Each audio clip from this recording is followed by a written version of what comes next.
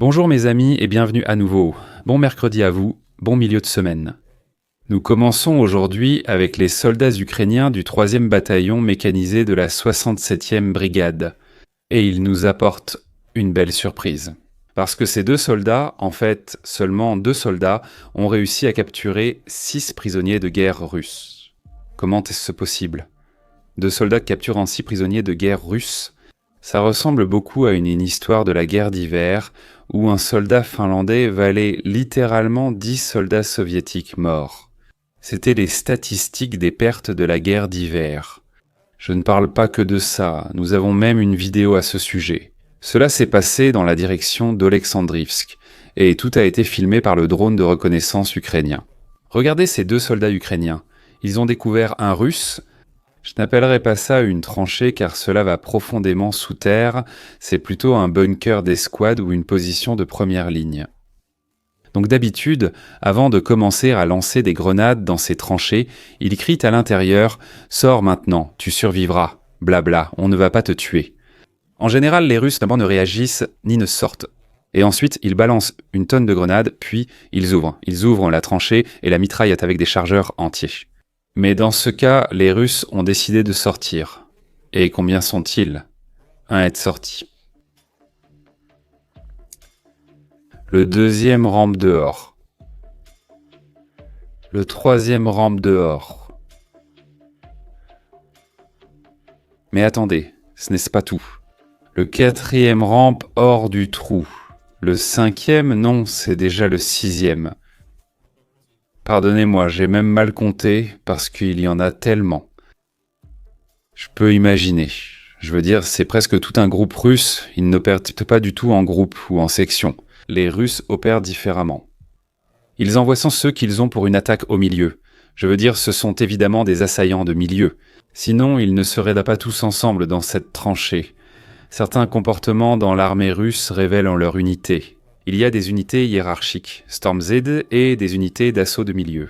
Les bataillons disciplinaires, comme ils les appellent, ils opèrent d'une certaine manière, Vedev opère d'une autre manière, la Rosgvardie opère différemment, ils ont tous des équipements différents. Être dans un trou en première ligne comme ça, à 6 à la fois, ça te donne une idée que ces gars font partie d'une unité d'assaut de milieu.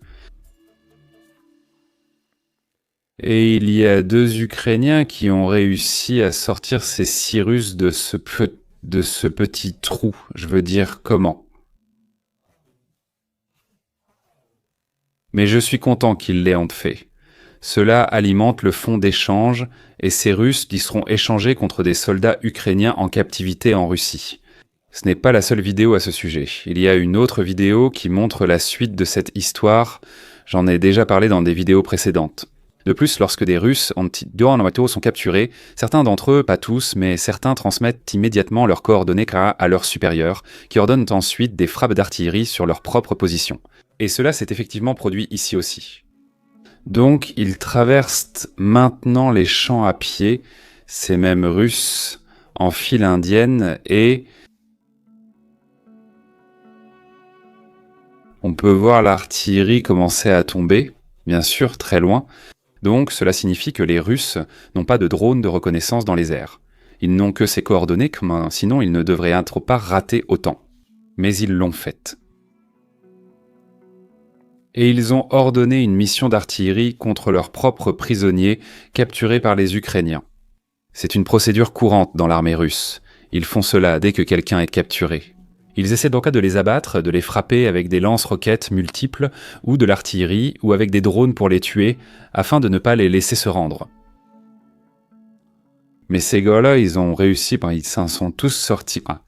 Maintenant, mes amis, jetons un bref coup d'œil à l'aviation de transport du ministère russe de la Défense. Je parle de l'Antonov 22. Un avion de transport militaire lourd est actuellement produit par Antonym, une société ukrainienne qui fournit toujours l'armée de l'air ukrainienne. Il reste 3 Antonov 22 au ministère russe de la Défense. Ces transports lourds, et ils sont très vieux, vraiment vieux. Donc là, ce qu'on appelle la durée de vie ou la durée opérationnelle, c'est fini, mais alors fini depuis des décennies. Mais ils ne les ont jamais remplacés parce qu'il n'y a rien pour les remplacer. Ils continuent simplement à les faire voler. Alors, qu'est-ce qui s'est passé hier, le 9 décembre? L'un d'eux s'est écrasé avec 7 militaires russes à bord. Cet Antonov 22 en particulier faisait partie du 196e régiment d'aviation de transport militaire de l'armée de l'air russe. C'est un vrai casse-tête à dire. C'est l'un des 3 seuls encore en service actif. Il s'est écrasé dans le réservoir du Vodskoye, près de la ville russe d'Ivanovo, à l'ouest du pays. Voilà à quoi ressemble cette beauté, et ça continue de se produire en Russie. Presque tous les mois, je vois un avion s'écraser ou un accident d'aviation. Je veux dire, il y a environ une semaine, en fait c'était il y a quelques jours, on a vu un avion bombardier d'eau. Le télégramme de l'aviation russe a rapporté un accident où 2 pilotes se sont éjectés accidentellement, mais l'avion était dans un hangar. Donc ils se sont éjectés vers le plafond, éclaboussant le plafond de rouge, 2 traces qui étaient sur le plafond. Plus de pilotes. Comment est-ce possible? C'est un accident au sol. Comme cet accident d'Antonov 22, les avions continuent de tomber du ciel. Puisque la Russie c'est vraiment mauvaise pour réparer sa technologie, d'accord, non, tu ne répares pas une Jeep, tu ne répares pas une Bukhanka ou, tu sais, une petite voiture électrique chinoise. Ça tombe en panne. Alors, que se passe-t-il si tu ne répares pas un avion? Que ce soit un MiG, un Sukhoi, un Antonov ou un Ilyushin, peu importe lequel, ils commencent à tomber du ciel et il y aura des victimes. Tous ces 7 membres d'équipage, ils sont morts. Voyons les réactions sur les télégrammes locaux russes après l'explosion et comment les gens y ont répondu. Un avion s'est écrasé dans la région d'Ivanova. Les rapports n'ont pas été confirmés. Apparemment, c'était un avion militaire. Donc beaucoup de gens sont stupéfaits, tristes, horrifiés. 2 personnes ont aimé cela, 2 personnes y réfléchissent, et 2 personnes ont mis cette lune, ce visage de lune. C'est la réaction générale des Russes, puis nous avons aussi la réaction au champagne. Et c'est vraiment bizarre comment réagissent les Russes, comment ils réagissent sur leur chaîne Telegram. Parfois, vous obtenez des centaines de ces réactions lune. Vraiment étrange. Mais ce sont les Russes, mec, n'essaie pas de les comprendre. Les gens considèrent ça comme un accident isolé. Ce n'était pas le cas. Et je le dis et je le rapporte depuis que j'ai commencé à couvrir la guerre. C'est arrivé dès le début et ça continue. Lorsque vous mélangez des cellules d'avions soviétiques, des sanctions, la corruption dans les achats et le rythme de guerre, toute la flotte se transforme en un programme d'autosanction au ralenti. Oh, je n'aurais pas pu mieux dire. Ces blagues s'écrivent toutes seules, parce que l'aviation russe a causé les plus grandes pertes à l'aviation russe. Elle continue simplement de tomber du ciel. La Russie épuise ses propres atouts stratégiques plus vite que n'importe quel ennemi ne pourrait l'espérer. C'est vrai, c'est fou, mais c'est vrai. Au fait, ce n'est pas ça. Si on parle des avions russes qui tombent du ciel ou des accidents qui leur arrivent récemment, au Soudan, un avion militaire russe, Ilyushin 76, s'est écrasé lors de l'atterrissage, tuant tout l'équipage. Maintenant, ce n'est pas celui qui a été abattu il y a 1 mois. Parce que si vous vous souvenez, si vous ne le saviez pas, au Soudan, le 5 novembre, un Ilyushin 76 a effectivement été abattu. Regardez la vidéo à ce sujet abattu. Et les soldats soudanais, peu importe à quel groupe ils appartiennent, je veux dire, il y a tellement de groupes militarisés différents là-bas. Ils jouent un plus tard avec l'épave et la récupèrent, tout ce qu'ils peuvent trouver. C'est un Ilyushin 76 russe abattu du ciel. Maintenant, avançons d'1 mois. C'est arrivé hier, il n'a pas été abattu, mais s'est écrasé lors de l'atterrissage à cause d'une défaillance technique.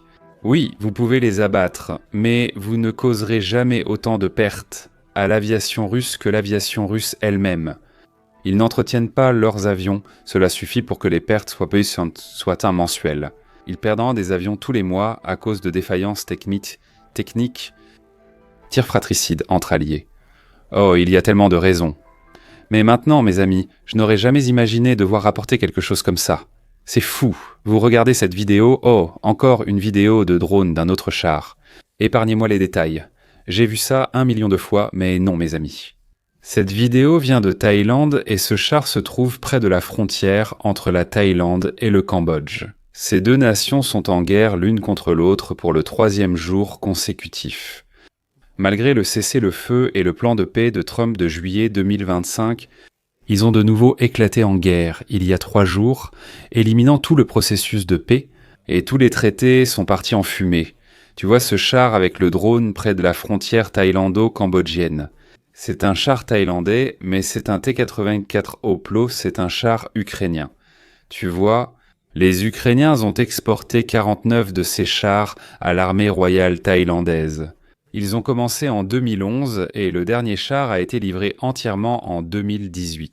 La Thaïlande est le seul pays auquel l'Ukraine a exporté ses chars. C'est l'une des premières apparitions de ce char en combat en dehors de l'Ukraine. Ils sont également apparus en juillet. Quand Trump s'est précipité pour éteindre ce feu, il l'a fait, mais maintenant il brûle de nouveau. La guerre a repris. Après un demi-million, 1 million de personnes près des zones frontalières de la Thaïlande et du Cambodge ont été relocalisées. Eh bien, les choses continuent là-bas. Le point principal étant qu'il s'agit d'un char ukrainien utilisé dans une zone de guerre active en Asie. Est-ce si étrange ? Je suis sûr que l'Ukraine aimerait bien les racheter maintenant, mais la Thaïlande ne les vend pas parce qu'ils en ont besoin. Comme vous pouvez le voir, ces chars tirent, c'est une guerre qui se déroule avec des armes ukrainiennes en Asie. Jamais je n'aurais pensé faire un reportage sur ça.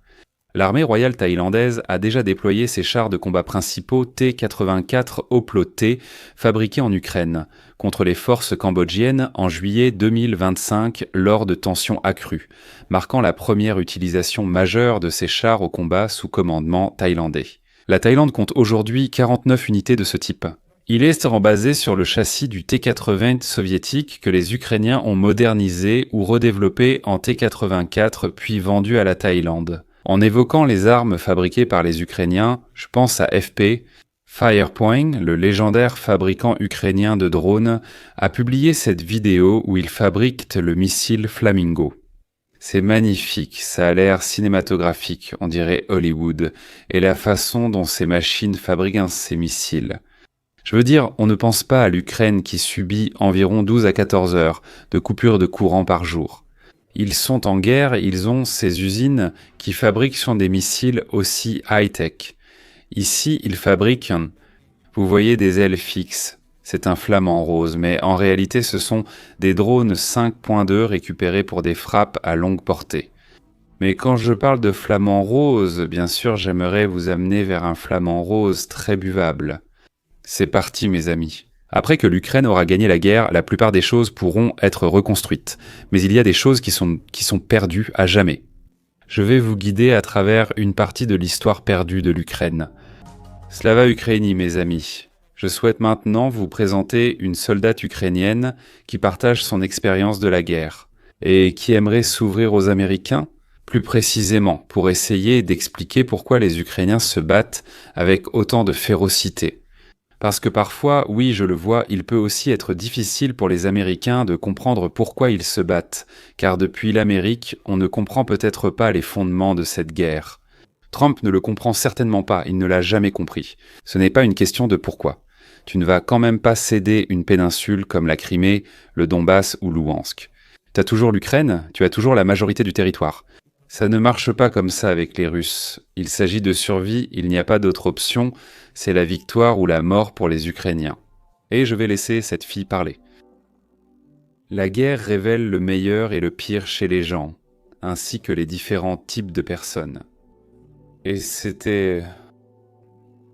La guerre de 2014 et celle à grande échelle nous ont montré probablement le meilleur acide désoxyribonucléique de l'Ukraine qui existe. Ce sont de jeunes hommes et femmes qui sont partis sans aucun doute au combat et qui se battent pour le pays. Je pense que cela a changé notre société en montrant simplement que de telles personnes existent. C'est vraiment inspirant. Quand je parle souvent même avec des Américains, il y a un certain manque de compréhension du mot « nation ». Pour eux, une nation, c'est essentiellement tous les immigrés d'une certaine génération.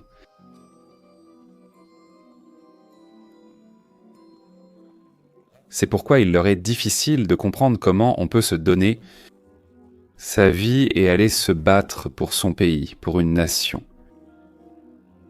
Pour une langue. Ils n'ont pas non plus leur propre langue, n'est-ce pas ? Les Européens comprennent un peu mieux ce concept.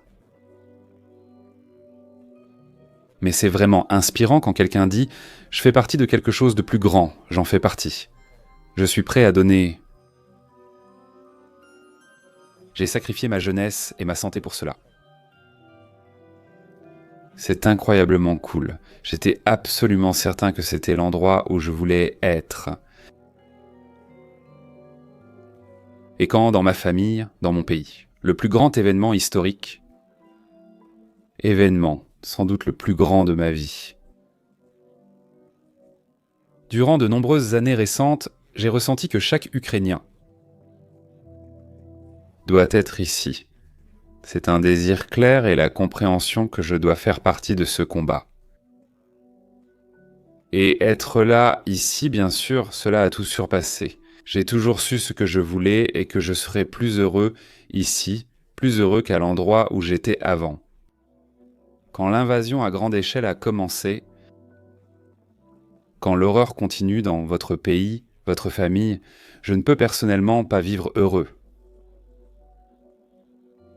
Et boire des cocktails à Manhattan, eh bien, je ne pouvais pas être vraiment heureux. Pour moi, personnellement, les moments les plus difficiles, c'est quand j'ai perdu mes amis les plus proches. Moralement, c'est la partie la plus dure et... Quand tu pars à la guerre, que tu survis à tout ce qui s'y passe, tu retrouves généralement ta famille, tes proches, tes amis les plus chers. Ils remplacent absolument tout dans ta vie. Et donc, chaque fois qu'une personne de cette famille s'en va, c'est incroyablement difficile. Oui, j'en ai parlé de nombreuses fois. Aussi, je veux dire, c'est un peu différent du sujet des Américains dont je parlais à l'instant. Et ils le savent, certainement, parce que les Américains, dans le cadre de leur effort de guerre en Afghanistan, en Irak et dans chaque conflit où l'armée ou les marines sont présents, ils vous préparent au combat. Ils vous préparent physiquement et mentalement à la dureté. Des balles qui volent, du manque de sommeil et du stress, mais ils ne vous préparent pas. Et ils ne peuvent pas vous préparer à la perte de vos amis.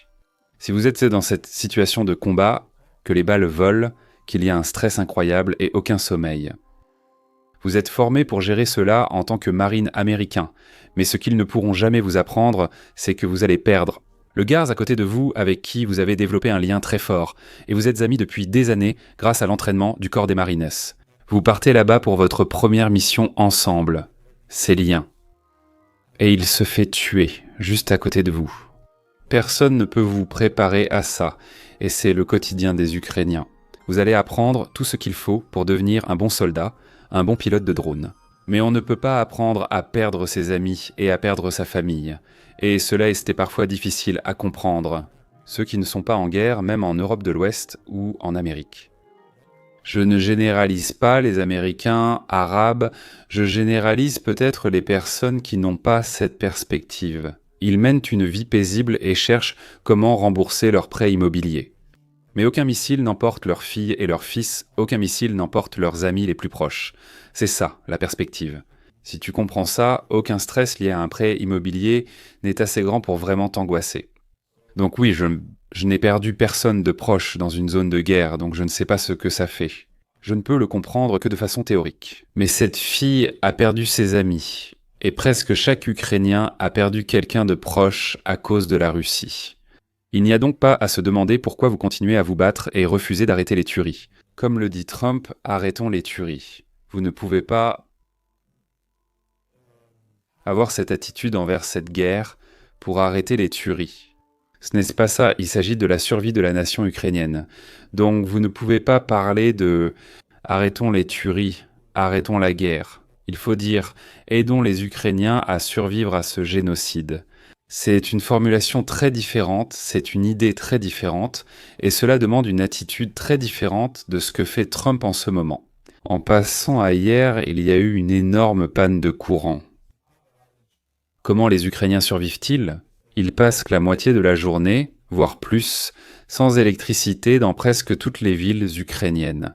Avant c'était quelques heures, maintenant c'est une demi-journée ou plus sans électricité chaque jour, dans l'obscurité. Si vous le pouvez, si vous avez de l'électricité, vous rechargez toutes les lampes que vous avez, toutes les batteries que vous dédentez, que vous possédez. Et ce petit chien tient cette lampe pour cette femme qui essaie de préparer le dîner pour elle-même, et probablement aussi pour le chien. Eh bien, je parle de cela. Hier, je devais avoir une interview sur une chaîne de télévision ukrainienne. C'était à une certaine heure, et quand le moment est arrivé, personne ne m'a contacté. J'ai appelé le producteur et ils ont dit qu'ils n'avaient même pas pu me joindre. Ils ont subi une attaque de missile et une coupure de courant. Donc oui, je me demande s'ils ont oublié ou ce qui s'est passé. Bien sûr, il y a une coupure de courant, ils ne peuvent même pas faire leur émission télévisée parce qu'il n'y a pas d'électricité et les générateurs ne fonctionnaient pas non plus dans le bâtiment des télécommunications. Oui, c'est le quotidien des Ukrainiens. Tu imagines? Par exemple, tu as des enfants ou petits-enfants, tu rentres et dois leur préparer le dîner. Sans électricité, il faut acheter un réchaud à gaz. Si tu as une lampe frontale, mets-la sur ton chien pour l'éclairer. Je veux dire, juste pour donner une idée, essayons d'imaginer vivre comme ça. Bien sûr, cette vidéo vient de Dnipro. Mais partout en Ukraine, oui, il y a des coupures de courant tous les jours. Ces sujets sont sérieux, alors je vous apporte un peu d'humour, car c'est le milieu de la semaine. On doit finir sur une bonne note, vous savez. J'ai choisi 2 images récentes de frappes en vue à la première personne contre les occupants, et sur l'une des images, j'ai remarqué que cet occupant portait des tongs. Donc oui, voilà l'armée russe au XXIe siècle, le produit intérieur brut russe, 2,2 milliards de dollars, quelque chose comme ça. C'est avec ça que leur armée part en guerre. Bien sûr, pas tout le monde, mais les unités les plus basses, la hiérarchie militaire russe. Bataillon disciplinaire, bataillon d'estropiés et le Storm Zero tout en bas de la pyramide. Ces types, vous allez parfois les trouver en pantoufles et avec des vêtements volés qu'ils trouvent dans les maisons ukrainiennes et des choses comme ça. Je voulais juste partager cette photo. En parlant des bataillons Storm Z ou des bataillons d'infirmes, vous pourriez vous demander « Oh, pourquoi il dit bataillon d'infirmes ?» Parce qu'il s'agit littéralement de bataillons composés de soldats russes qui ont été blessés mais pas tués. Donc ils les forcent à retourner au front. Et il existe des vidéos de soldats russes avec des béquilles, en fauteuil roulant, sans armure, sans jambes. Ils sont simplement envoyés pour épuiser les munitions ukrainiennes, ils sont juste là pour absorber les explosifs ukrainiens avec leur corps. C'est uniquement pour ça qu'ils sont là, et l'armée russe les utilise délibérément à ses fins. Par exemple, voici une autre image où le gaz avec des béquilles rencontre une vue à la première personne. Son seul objectif dans l'armée russe est de rencontrer ce drone à vue à la première personne et de l'éliminer avec son corps.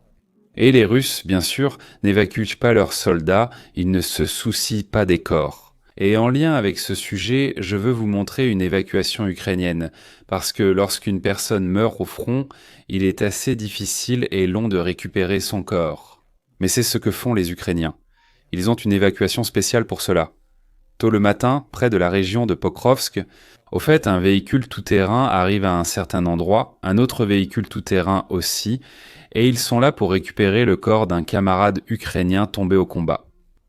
Ils ne partent pas. Bien sûr, ils échangent quelques biens, la logistique dont ils ont besoin. Tout se passe très vite. Mais il y a aussi un soldat ukrainien tombé au combat, qu'ils chargent. Bien sûr, l'eau, les balles et l'équipement, la logistique, sont plus importants, mais ils n'oublient pas ce soldat tombé au combat. Ils récupèrent les corps. Cela en dit long sur une culture, une société, les gens et leur façon de se traiter, même après la mort. Dans l'armée russe, la vie humaine et la personnalité humaine n'ont aucune valeur, pour personne. Tu n'as aucune valeur en tant qu'individu. Dans l'armée ukrainienne, même après ta mort, ton corps sera ramené du front. Tes proches peuvent ainsi organiser des funérailles dignes, et si tu as perdu quelqu'un, tu sais combien cela compte. Pour toi, mentalement, pour accepter la perte d'un ami ou d'un membre de la famille, tu as besoin de cette reconnaissance, de cette cérémonie pour dire au revoir. Et c'est pour cela qu'il travaille en coulisses si dur pour ramener ce soldat tombé au combat. Oui, il existe une grande différence entre l'armée russe et l'ukrainienne. L'armée ukrainienne récupère ses soldats tombés au combat. Et la dernière vidéo que je vais vous montrer aujourd'hui est vraiment déroutante. C'est un Red on Red, donc des Russes qui tirent sur d'autres Russes. C'est toujours agréable à regarder, tout le monde aime voir ça. Mais celle-ci est vraiment très déroutante. Donc je vais, vous savez, vous lire, faire les traductions et essayer d'expliquer ce qui se passe, même si ça devient parfois assez étrange. Nous marchons maintenant à l'instant. Le gars s'est tiré dessus, donc il y a un gars ici qui se serait soi-disant suicidé, ou pas, ou alors il a été abattu. Qui sait?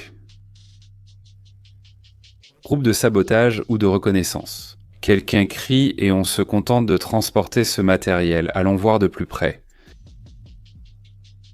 Il faut au moins récupérer le mannequin. Dis au gars que c'est... L'essentiel, c'est que ce n'est pas la Diagnostic Related Group qui tire. D'accord, il ne s'est rien passé. Laisse-moi le prendre. Dépêche-toi.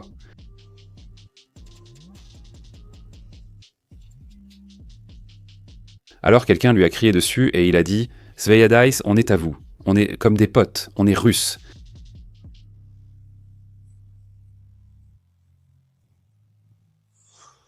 Et ils ont ouvert le feu. Ce n'est pas montré, mais ces gars qui criaient, ils disaient « Oui, on est russes ». Ils ont quand même ouvert le feu sur lui. Mes propres compatriotes ont failli me tuer à l'instant. Mon Dieu. En bref, Sina s'est enfui, Sina était derrière lui. Ils m'ont pris pour celui qui s'était tiré une balle. Donc, il y a un gars russe dans la forêt, quoi qu'il fasse, peut-être, tu sais, il se donne la mort pour une raison quelconque. Il y a un groupe de Russes pro-russes près de lui qui entendent ça et ils ont pensé que c'était un groupe de sabotage ukrainien.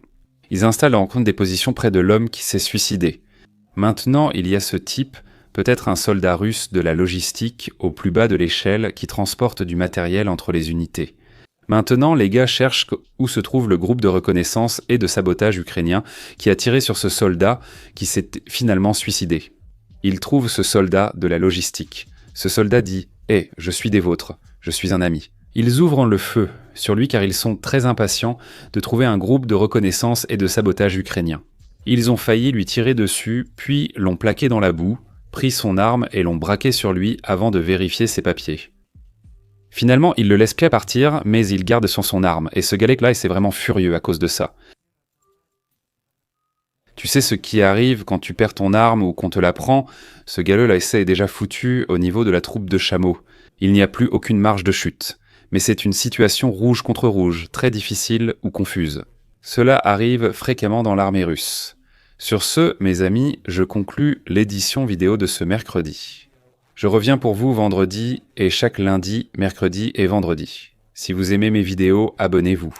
À la prochaine, Slava Ukraini, au revoir.